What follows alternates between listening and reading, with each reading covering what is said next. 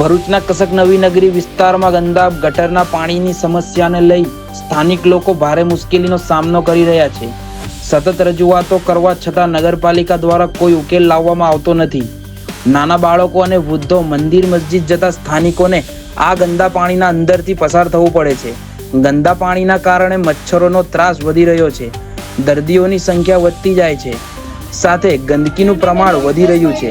તેના કારણે સ્થાનિકોમાં બીમારોની સંખ્યામાં વધારો થઈ શકે છે, જેનાથી ડેન્ગ્યુ કે મેલેરિયા જેવી બીમારીઓ થાય તો તેની જવાબદેહી કોણ?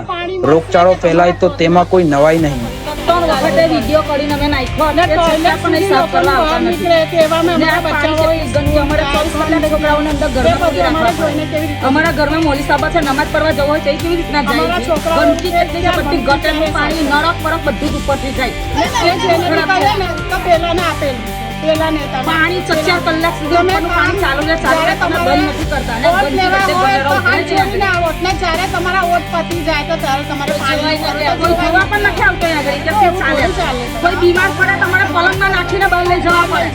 એટલું ખરાબ પોઝિશન છે. નગરપાલિકામાં જઈને બી કેટલી વખત જવાનું. એ લોકો હા બસ આવીએ છે, હા થઈ જશે બેન, થઈ જશે બેન, પણ કઈ થતું નથી. સર અમને જેટલું બી આપણે બોલીએ એ લોકોના આ કામથી ઉપર જતું રહે છે.